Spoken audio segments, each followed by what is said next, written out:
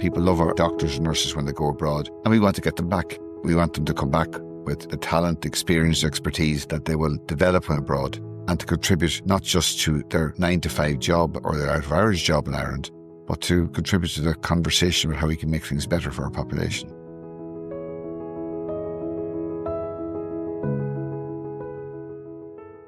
Hello and welcome to the HSE Talking Health and Wellbeing podcast. I'm your host, Noreen Turley, and in this episode we're joined by a key figure at the heart of healthcare transformation in Ireland, Dr. Colm Henry. Dr. Colm Henry is the Chief Clinical Officer of the HSE. So thank you very much for joining us today, Dr. Henry. Thanks for having me, Noreen. So that's a big job, Chief Clinical Officer of the HSE. I just wanted to ask you, was this always in your plan? I know you qualified as a medical doctor in your past experience, but maybe you can tell us a little bit about how you got to where you are now. Yeah, absolutely. Well, first of all, the job itself was the brainchild of Tony O'Brien, so to give credit to him, who felt there was a gap in the HSE in terms of clinical voice or somebody representing the clinical voice, wherever that needed expression. And he drove this post, and I'm the first post holder. So it's a relatively new post then? Yes, I'm the first post holder. Wow. Yeah.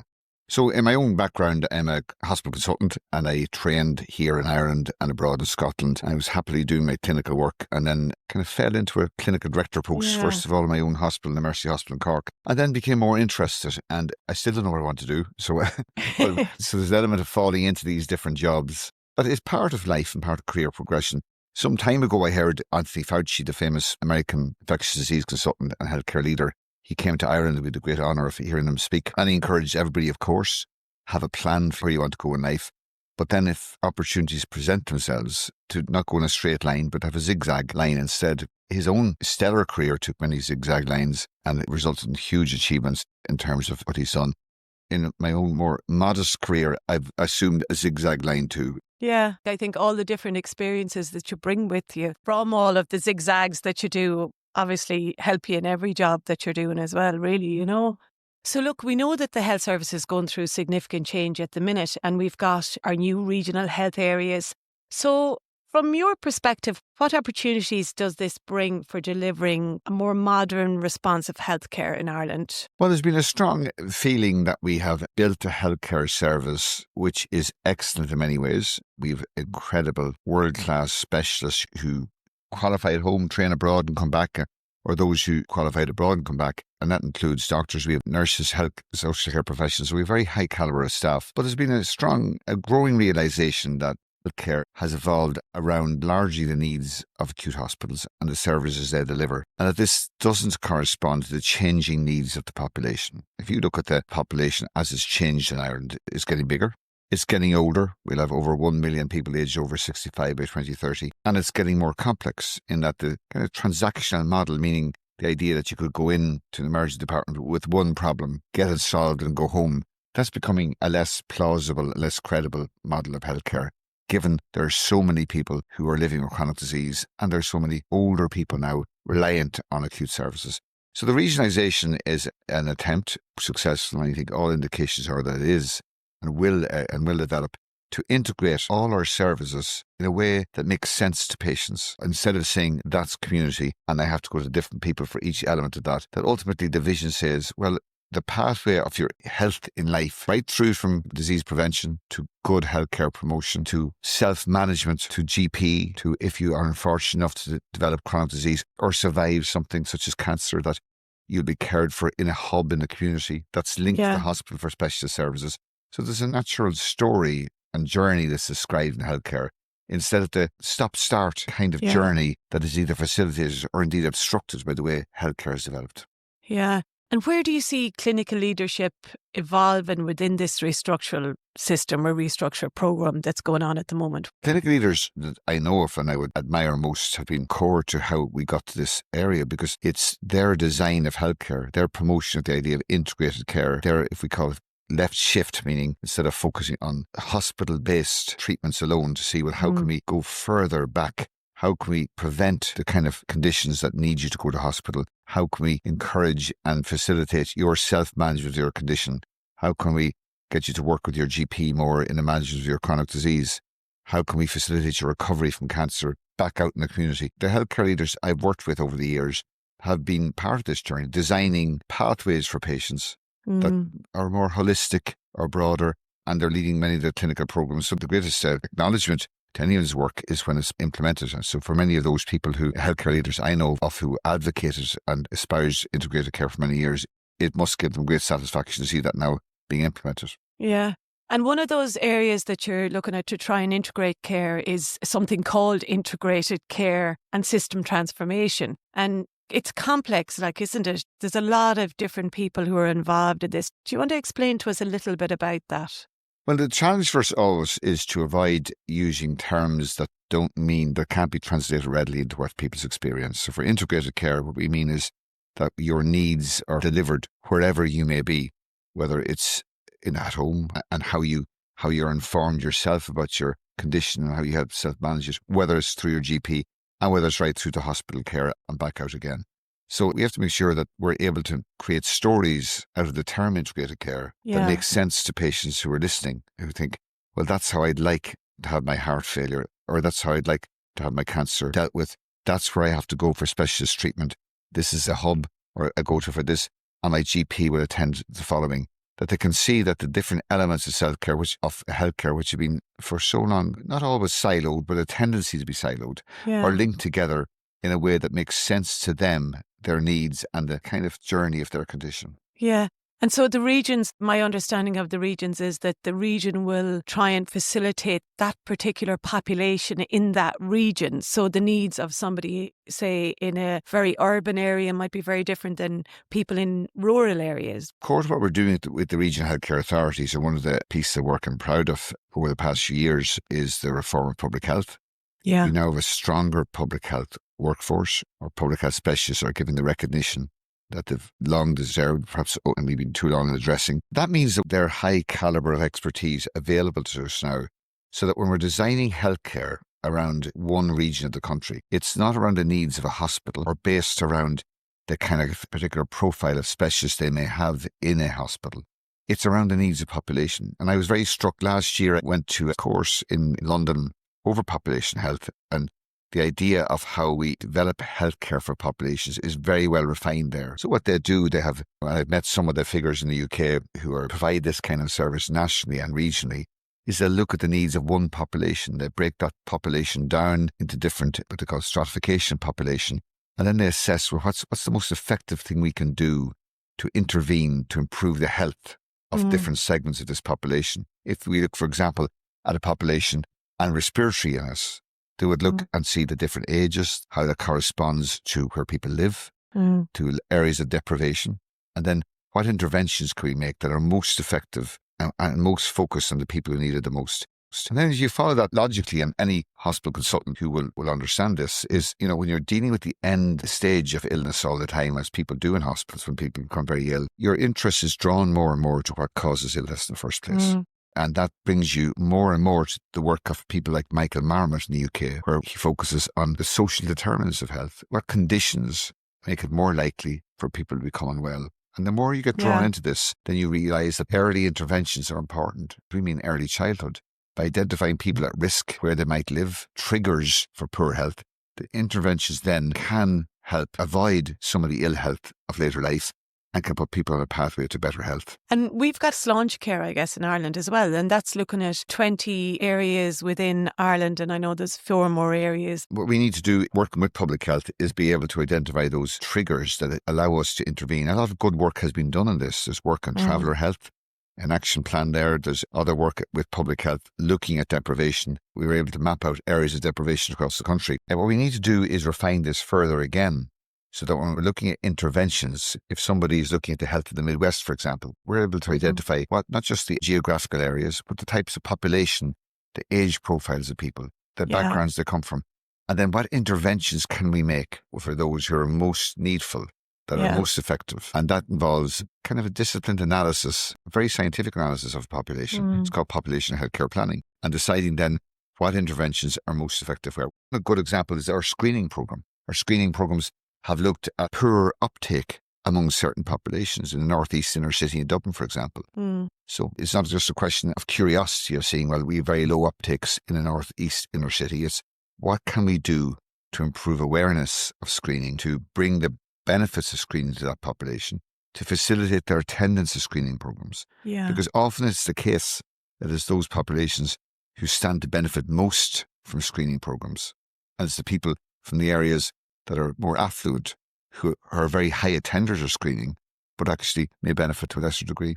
Yeah. And I keep thinking when I hear all of these things about prevention and education, that in some ways it's educating people at a very early age, like you say, my child and all of the different things, and educating children in school, teenagers, and in health and wellbeing, we're involved in some of those syllabuses in school. And it's just giving them the education and the awareness of a healthier lifestyle. Yes, education is important. Of course it is. But it's two-way, because we have to examine how our healthcare service is delivered in order that we can reach what we call hard to reach or marginalised populations. Our hospitals are sometimes located right in the middle of city centres. And I was at the launch of the Mercy Hospital strategy, my own hospital in Cork recently. Part of their strategy is building a hospital without walls. It sounds like a misnomer, but it's the idea of opening the walls of the hospital so that they reach out. They have an injuries unit in Granabrar in the north side of the city. They have a cancer centre at Lee Road. It's the Mercy brand is seen everywhere, which is reassuring to people who love the hospital and who trust the hospital. But it's not defined by the walls or geography of the hospital. It brings the hospital out into the community. And likewise with screening or health protection, our National Health Protection Centre, for example, which is a huge component of public health, addressing the needs of a population, looking at risks that come into health, looking at the trends of different viruses and so on. It's located in Gardner Street, in the heart of the northeast inner city. And the belief of the director there, who's one of our public health consultants, is that that's where they should be, in the heart of a community where the needs are most acute. That's a really good visualisation that you say beyond the walls of the hospital. It's not just everything contained in the hospital. I think that's a really good way to describe it. And another thing I wanted to ask you about, and that I've heard talk about it, but I don't really understand myself in some ways, is the modernised care pathways. And what are they? The modernised care pathways are an example of, you asked earlier about clinical leadership.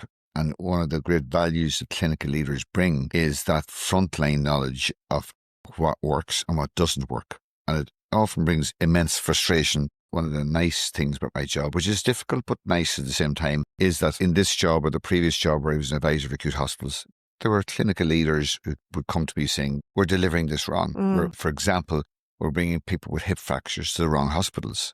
We're bringing people with trauma to the wrong hospitals. And arising out of that curiosity and frustration is a realisation we must change.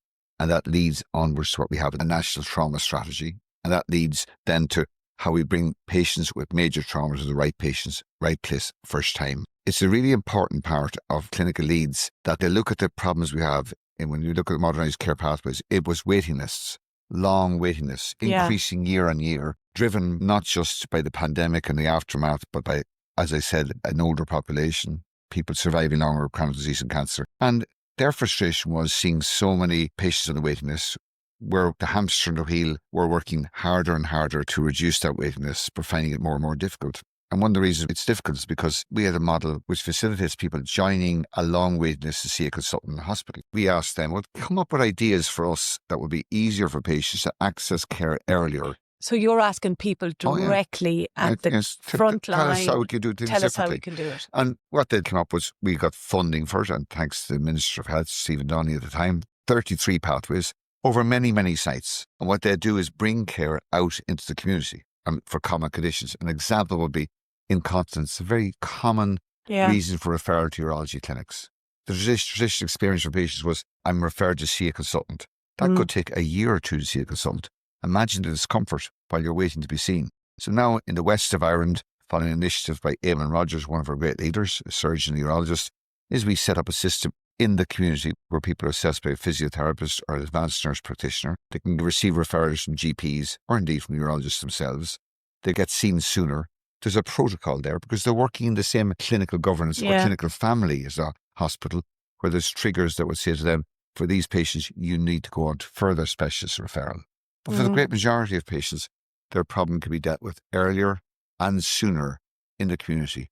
So what we need to do is break away from the idea that you must see a consultant in a hospital to get your condition dealt with. There are many highly trained healthcare professionals who can work within the same, as I said, clinical governance or clinical family under the same set of clinical rules, guidance and standards. And we can decide, well, for virtual fractures, we can get you seen by an advanced nurse practitioner or by a physiotherapist. And we'll decide most cases will be dealt with by those elements of the team. And for those who require most specialist care, which will be the minority, they can come back and see the consultant at another time. So virtual fracture clinics started off for relatively simple fractures, admittedly, but in ED, but they're high in volume. After the initial view in emergency department, patients are referred back to the virtual clinic. It happens within days. And over 80% of them don't have to go back and see a consultant. They're given the advice over the phone or over their video consultation, and everything's done virtually. And we have the same outcomes and happier patients. Yeah. And I'm sure these things are being evaluated all the time. Yes. I'm sure, though, it takes a while for the community to get away from that whole paternalistic thing of seeing the consultant for everything. I've seen the gastroenterology service work in my own life with my own family member. The nurse specialist call, they see how things are going. They adjust the prescription if necessary, or they ask for guidance from the rest of the medical team. And it's worked amazingly well. I completely trust in the system because I belong in the system, but I'm sure it will take a while for people to completely trust if they're not seeing the doctor. Well, of course it is. There's a form of conditioning that takes place that's understandable from patients who in some ways are the unequal partners in any consultation because they're frightened and they've got symptoms and they need explaining, and they're going to somebody who they believe will have all the knowledge they need. We're very lucky in Ireland, as I said, we have very highly trained, great healthcare professionals. We have doctors who train and specialists who train abroad and come home and bring all that expertise home. But that doesn't mean that all patients need to see a consultant. The consultants are trained, in many cases, in specialist care. In every specialty, there are some commonly presenting conditions which can be dealt with by other members of the whole healthcare team in the same team and dealt with under protocol and, in most cases, discharged and managed at that level, without need to wait longer and longer to see a consultant. Yeah, and I suppose it just shows you the whole importance of the multidisciplinary team and the communication between the multidisciplinary teams throughout the country, really. Yes, our experiences really have shown in recent years one of the less pleasant parts of my job is dealing with things when things go wrong. And often the teams that emerge are teams aren't working so well. They're not talking to each other. There's funneling through of decision making to just one member of a team. And as I said, the model of healthcare we want to see delivered now is to harness the expertise of all members of the team and work with the patient. Yeah. And patient partnership obviously is huge within the HSE now. We've interviewed Joe Ryan and Anne Lawler, who's the patient rep, and the involvement of patients at the design stage of these services is so important too, isn't it? It is, and it's been, to use that metaphor again, it's been a journey because in my own medical lifetime, which is going back a while now, I was trained in the paternalistic system and it was off its time. At the time, there were often heroic doctors working in isolation, either as GPs in communities, providing care during the day, uncalled at night, tending to patients in their own homes, no matter how remote. There were consultants in small numbers. And while it's easy for us to criticise now that there was often a very highly paternalistic model of care, with all the downsides of it too, they gave the best care they could in the model of its time. But that is no longer acceptable for all the right reasons, where patients are seen as passive, being told what to do, and not having a view on their care. And in that journey, it went from paternalism to, as you say, to partnership. And that partnership, if you follow it through to its logical conclusion, has to involve, when you're designing new ways of delivering care, is what's the view of the patients. So in some of our strategies I reference, a trauma strategy I already referenced, we had patients with real lived experience in major trauma who were pivotal to the development of that strategy, who said, yes, the development of a major trauma centre would be better for someone like me going back to my experience during the accident. It would be better for patients now. And a smaller number of trauma units deal with less severe trauma would be good. And not bringing patients with severe trauma to some of those hospitals that don't have the facilities is good too. So having them as part of the design, but validating, ratifying the clinical instinct of what was the right thing to do was really important. It really was a partnership in that you have expertise or experts in what needs to be done, what outcomes we want to get to, but you have patients with lived experience who can do a dot to dot for all that expertise with their own lived experience and what that means for other similar patients. And I know that there's going to be patient partnership forums throughout the country in all of the regions, and they're just being set up at the moment as well, which is fantastic. Yes. So the patients will be really there at the table with the regional chief executives, which is fantastic. So another one, we've an awful lot of new initiatives, which is great to let our audience know about, because even though there's new developments all the time, one of the things is enhanced community care. And I know that this is a major pillar of reform. How are these shifting the structures or helping to shift the care away from the acute setting into communities? And what is enhanced community care? Enhanced community care, in a literal sense, it should be easy to understand. What does that mean for patients? Well, our particular focus in this is on the needs of populations as well. I mentioned earlier that in days gone by, healthcare was largely transactional. It assumed that when you presented to someone, you had one problem. That one problem could be dealt with at that time, and that was it. We now know, of course, that more and more that our healthcare system, the people who are increasingly reliant on our healthcare, are a growing older population, and the number of people surviving of chronic disease. So in many ways, where the success of treatments have led to more and more people surviving chronic disease, there are 200,000 or so people surviving with cancer in Ireland today. The hospital model for both these groups, while it's still necessary, of course, we're not saying these people don't need hospital, but we're seeing that given their needs, given the kind of attention they need, it's best served by creating teams in the community where they live. And 30 hubs have been set up. We nearly have complete 30 hubs for older people and a chronic disease.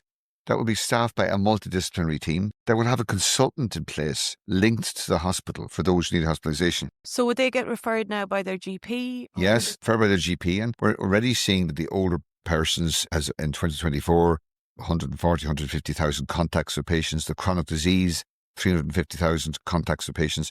So the activity is beginning to ramp up. And in line with that, we saw with the negotiation within the GP contract is chronic disease management by GPs, where they actively track people for certain triggers, blood pressure, other monitors, and for heart disease and lung disease, to track their condition in the GP practice so that, again, we're bringing in systems to manage and actively monitor chronic disease out in general practice. And we believe now over 92% of chronic people with chronic disease in Ireland are managed by GPs. So if I'm an older person and I go to my GP, instead of automatically sending you through A&E, which obviously is a very difficult situation going through A&E for an older person, they will then go to these hubs where they care specifically for older people. They may be treated there, looked after and sent home again after seeing the teams. Is that right? Yeah, what's important to emphasise is older people need hospitals. Yes. They need emergency departments. So we're not saying that's not happening. Most people who come to emergency departments have acute medical and surgical needs. So they're no different from the rest of the population. What we're saying is that there was a non-addressed need, we know, for older people in terms of preventing illness happening and intervening at an earlier stage. And that involves an integrated care program for older people, addressing, identifying frailty, identifying cognitive loss, identifying other chronic disease and at-risk conditions, and that the GPs now have recourse to refer them to this hub where they can get intervention, perhaps at an earlier stage, where we can link once we have the electronic healthcare record up and running, but there's work on a particular record for chronic disease, to link them to the hospital for information so that we will be assessing them, intervening, providing the support they need, which is not just medical. So it could be an occupational therapist, it could be or occupational physio. Therapist, rather than the traditional pathway to these, which was admit through ED, go into hospital, become more unwell when you're in hospital and begin to deteriorate, and then try to access the services in the community, but after considerable delay.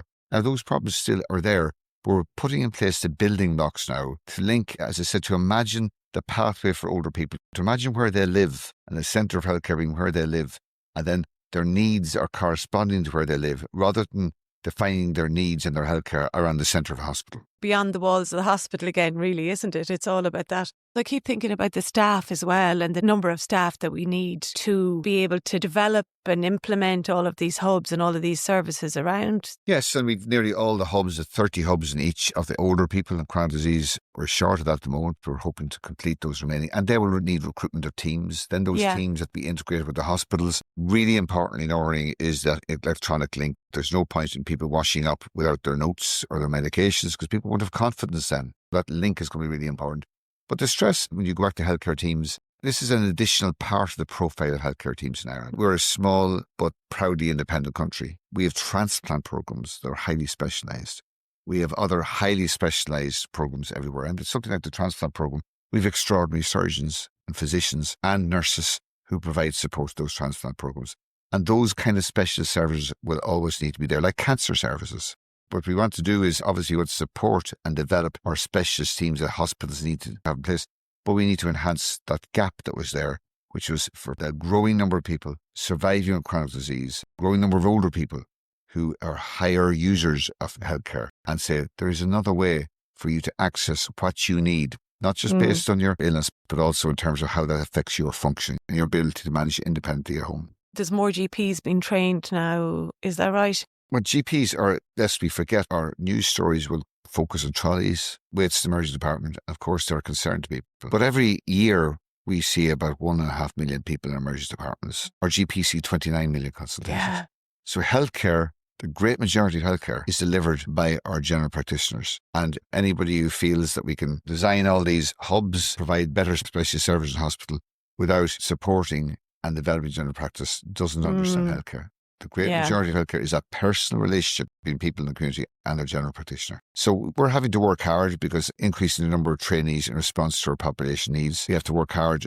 There are some areas of the country which are underserved in terms of general practitioners, and we put in some solutions that we need to put in place until we get this higher number of trainees, including recruiting GPs from abroad, South Africa in other words, to serve areas such as Guido, such as North East, places where we have had difficulty recruiting or we don't have enough GPs. So we have a vision of where we want to go, which is more GPs trained in Ireland, delivering more care for people that otherwise would go to hospital, but also in the meantime, trying to maintain the services as they are. As the saying goes, it's trying to refit an airplane while it's still in flight. Absolutely. And when you're talking about airplanes, I suppose you always think about safety and quality and continuous improvement that we're constantly trying to do. And like you say, you have the vision of how to get there. But I can't imagine in your job as the Chief Clinical Officer talking about safety and quality and the culture of safety and making sure that everything is safe within the service. It's such a big part of my job, and none of us get to control what we have to deal with. And in my job, of course, major safety incidents that concern the public through the eyes of media or politicians will come to my attention. And that's part of what I have to do. But when I deal with, over the 7.5 years I've been in post with the boards of the HSE or with politicians on these issues, their curiosity will bring them away in time from the immediate response to what's happened and what's gone wrong. And that needs to go through because we know that it's important when something goes wrong. We need to investigate it. We need to disclose the information openly to patients, tell them what's wrong, and we need to put measures in place to prevent something happening again. But as you follow this line of thinking, your thinking is then drawn towards, well, what are we doing to make things safer? If there's an incident regarding sepsis, for example, we've seen tragic cases where sepsis has been missed or has been delayed treatment.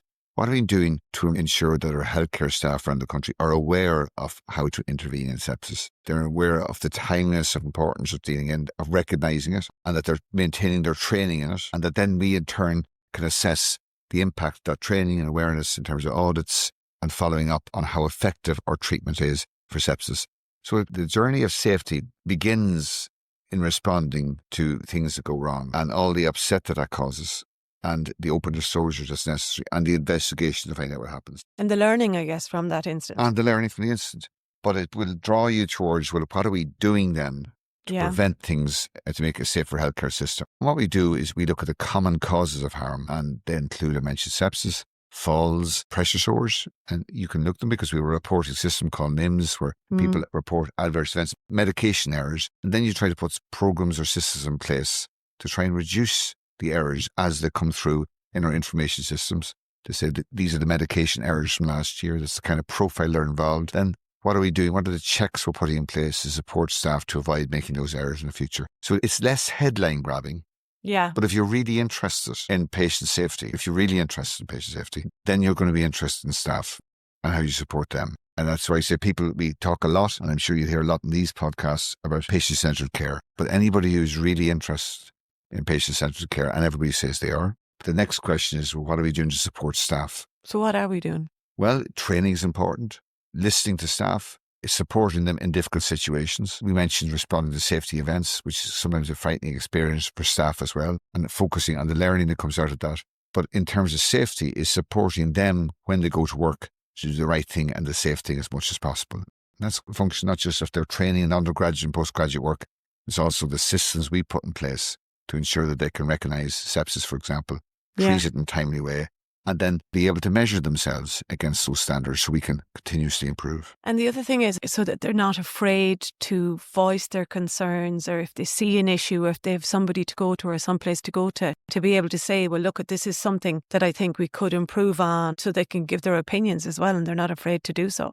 And that's where you asked earlier about clinical leadership. And sometimes it's seen through the voice of someone like me who's a national role. But the truth, of course, is that clinical leadership is at the front line. That's where it happens, is clinical leadership is distributed. It's not focused on any one job or post. It's really important that one part of clinical leadership is that disruptive element, is people saying, we're not doing this right. Yeah. We should be doing things better. And I've given some examples already of great leads I've worked with over the years who became, frankly, a pain to me because they were constantly kicking the backside or annoying me over something. Because they cared, they came to me repeatedly saying, this has been done wrong. And either listen immediately or you eventually listen because you have to. And then you realise they're right.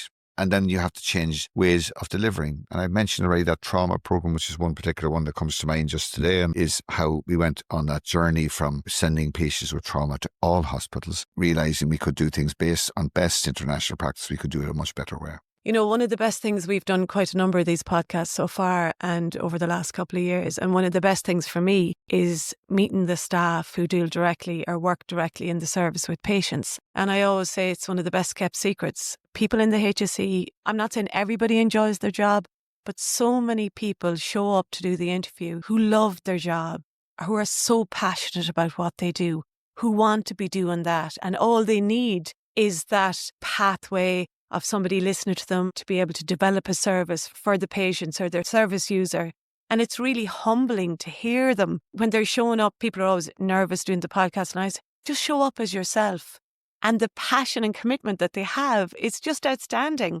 And I feel like those stories, they're the stories that we need to be telling to people, to the public, you know, that these people are working day in, day out, and they really believe and are so empathetic with the service user. It's just fantastic. That's been my biggest learning from doing these, you know. I say beyond that, it's their individual enthusiasm, sincerity and what they bring to it. But the real magic in any work setting, and above all healthcare, is the dynamic of a team. Oh, absolutely. When you bring brilliant, caring people together, it's one thing. They each bring individual addition and enhancements to the care. But when they work as a team, the effect of that is much greater than the sum of the individual parts. Irish is the old term mehel that we used just during the pandemic, and there was some very moving scenes I saw during the pandemic when I visited sites during the worst of the pandemic. We saw examples of teams working together in that difficult environment of scrubs on, in dealing with patients with an illness for which there was no treatment, but pooling their skills and working as a team. And each one of those people gets up every morning, as they do across the country, where they leave home worrying about kids or having left them to school, money worries, or they had a row with somebody, and they have to turn up at work. And the magic begins when they work together for the good of patients. A magic that happens every day. Yeah, I did a return to nursing course maybe 6 years ago. And when I did that, for the short amount of time that I was back to nursing, it really reminded me why I did nursing in the first place. Yeah. And that's that absolute simplicity of the things that you do for people that can make people's life so much easier when they're in a very vulnerable situation. Sometimes I wonder as well, when we talk about clinical governance and clinical leadership, are we asking an awful lot of those people at the coalface? They're looking after patients. Then we want them to get involved in innovation. Then they obviously have to manage other people. There's an awful lot going on there, isn't there, really? There is, but I find the clinical leaders you refer to from all disciplines, nursing, health and social care. Yeah. But what I understand by that are people not necessarily post-scores per se, but people whose instinct draws them to improve all the time. And they have that impatience, curiosity to want to make things better. It isn't conferred by a title or role. It's something that I see regardless of their background, their discipline, their specialty. It's something that defines for me what healthcare leaders are. Colm, you talk about innovations in healthcare. Spark is a new innovation hub, would you say, within the HSE for frontline workers? It's one innovation. Where does it take place? Of course, everywhere, and must begin the front line. If you look at ideas that were once radical that are now mainstream, they began with somebody in the front line questioning existing treatments and then saying we can do something better. So Spark is one way of offering access to our healthcare teams to get some startup funding to do something new and different. And in its narrowest sense, the amount of money given and the limits around it don't in any sense completely overhaul healthcare. The term spark is absolutely apt because what it does is spark that awareness that something can be done better and offering someone the potential through these funding arrangements do something on a pilot level to see, well, what can you do to harness the idea that you have and put it in place and demonstrate then to others that something that's radical and different can now ultimately become mainstream. As I said, everything that we accept as mainstream now began at some stage in somebody's head as something different. And this must be encouraging for staff who are working at the front line, Yes. that there's somebody is taking on board what they're saying and they Absolutely. are helping them at the very early stages with the design process of whatever they envision in their head, but they might know what they want to do, but they might know how they're going to get there. And Spark kind of helps facilitate that, don't they? It does. And what we want to do with innovation is we know what the big healthcare challenges in Ireland are. There's access to healthcare, it's unscheduled care, it's waiting lists, it's inequality, and it's how we address hard to reach and marginalised groups. So we know the problems are well defined, and any healthcare conversation would begin often with a rehashing of those healthcare problems, which don't bring us any solutions. What we need now is to say to people who've got ideas, who are enthusiastic or curious, well, we want you to look at the problems we have, like the modernised care pathways with waiting lists. What can we do that's different with waiting lists, that offers access to patients earlier and that gives them a satisfactory, as good, if not a better outcome and a better experience?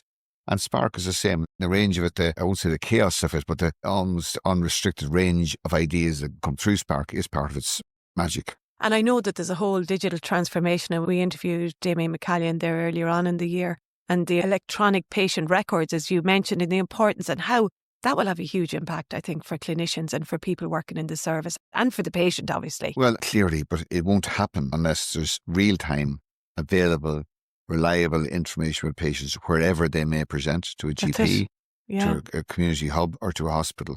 But I would say even more compelling to that, we don't realise how unsafe the absence of electronic healthcare record is because we can't measure how unsafe it is.